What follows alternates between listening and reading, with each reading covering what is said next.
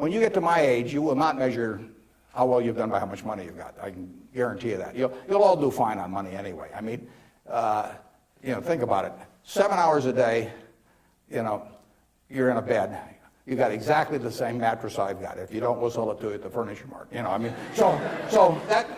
a parity. I can't outdo you, in terms of my sleeping enjoyment. You can match it by buying this mattress, which we'll give you a special price on. Just mention my name. We eat at the same places, We eat at Dairy Queen, particularly if you're in my position because we own it. But we eat at McDonald's and Burger King, and when I leave here, I'll stop by a fast food place. So our eating experiences are the same. We travel the same. I mean, I had a 10-year-old car up till about a year ago, and it just doesn't make any difference to me. They all work. We live in a place that's warm in the winter and it's cool in the summer, and we watch the Super Bowl on big screen TV. You do it, I do it.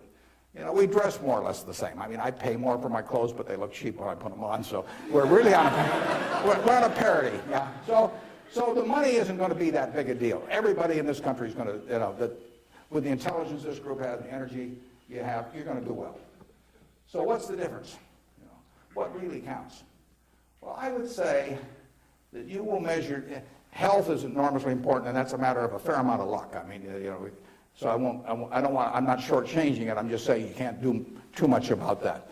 But you will measure your success in life by how many, and extent, whether it's the people you want at 70 or whatever the age may be, you'll measure it by how many of them really love you, in the end. I mean, you can't buy love. I mean, it doesn't work. You can buy sex, you can buy testimonial dinners, you can buy your name on buildings, you can do all kinds of things. But the only way you get to be, love is to be lovable. It's kind of irritating, actually. If you got a lot of money, it'd be more fun to just write out a check for $1 million. So everybody, from now on loves me. But it doesn't work that way.